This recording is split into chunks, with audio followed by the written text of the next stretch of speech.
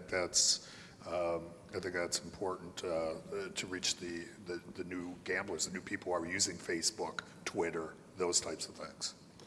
Nelson, taking your point, though, I think what you're kind of saying is if the demographics are for these young people, traditional-based operators cannot afford not to take social into account. I think that's what you're saying, because that's where our next lot of customers are going to come from.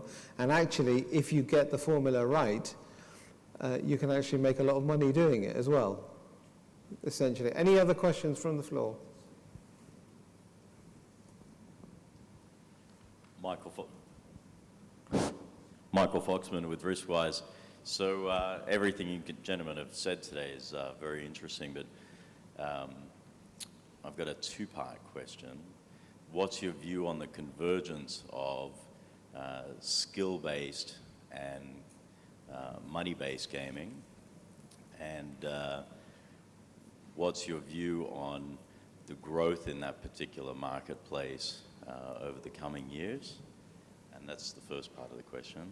And the second part of the question is how involved in the R&D side of that industry or that segment are your individual groups?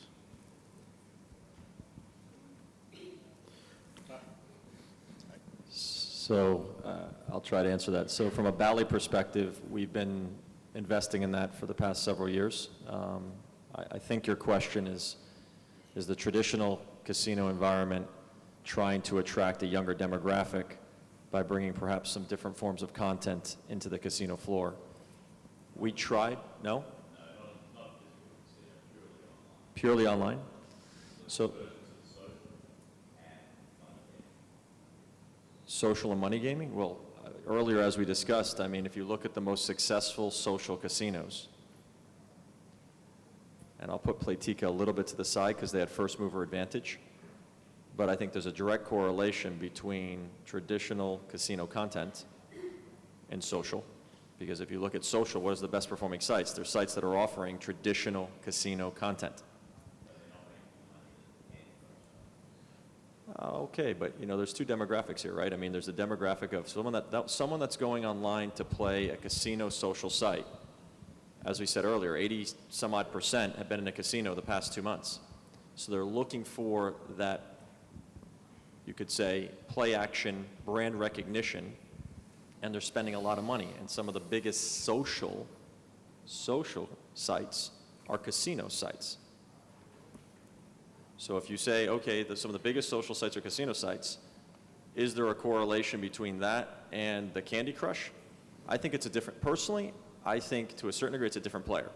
I think your Candy Crush are a much more broad demographic, younger demographic, but I would say that the casino industry right now and the R&D dollars we're spending is very much in line with our current product roadmaps. So when you look at IGT, WMS, Aristocrat, Jackpot Party, Product Madness, Double Down, and you look at Bally and some things we're doing, a lot of the R&D dollars is going into creating content for a traditional casino, developing that into HTML5 to go onto a handheld device, and maximizing your margin. I don't see at this point a lot of money being spent in the casino sector for game creation relative to Candy Crush. And the limited R&D dollars Bally spent trying to do that, we failed miserably. So from a Bally perspective, I would say a lot of the R&D dollars is still going into traditional casino development. From a TCS standpoint, we're not focused on social. We've done a great deal of analysis on it in the past 18 months, and we see them as very separate industries. And I think there's a great respect for them as individual industries. So that convergence point is quite slim, but when they do it, it's done very well, and that really comes down to the quality of the content. The article I referred to, the data from this morning, the reason those numbers are decreasing is that it's falling away from the wishy-washy sites that have got, you know, just generic content that it's been put up quite quickly. It's the branded powerful content that resonates across platforms that people want. And I think that's where the convergence point is. I think I heard you say the word games of skill, too. Is that correct?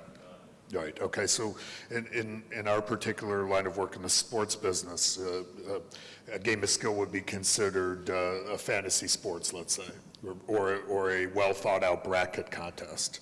And in those markets, we're seeing enormous amount of growth. You take a look at a company like FanDuel, or even Yahoo, and these people are starting to get fantastic reach with their fantasy programs, and I do think that correlates to a lot of people who would like to bet on sports or be involved in betting on sports, but can't do it in certain areas legally, right? I mean, as in the United States, for instance, and even here in Macau, you have very, very limited options on sports betting. You bet with Macau Slot here legally, or you don't bet, you're betting illegally, right? So in the United States, there's about $300 billion in illegal betting that goes off shores of the U.S. every year, and only $3 billion of legal betting in the state of Nevada. Some small stuff in parlays in Delaware. But if you take a look at what was mentioned earlier about lotteries, and lotteries taking the lead, there's some very progressive things happening here in Asia. You take a look at 500.com, or Taobao, and companies that have been able to as lottery resellers, be able to really put some exciting sports offers out there on the marketplaces, great incentives, great other things to engage the player and then move them into a real bettor. So in jurisdictions where they can. So I think the skill-based aspects of the business can be quite interesting as we move forward, particularly in the fantasy brackets and even in poker, although poker's small for all of us right now, being in Jersey right now, poker's not our biggest money driver. It's a small game, but it is deemed a game of skill as well, but you have to have it. Yeah. There's people working on developments. I've seen some really interesting models I think will appeal to a younger player in that marketplace for sure. I think there's a place. I don't know when it's going to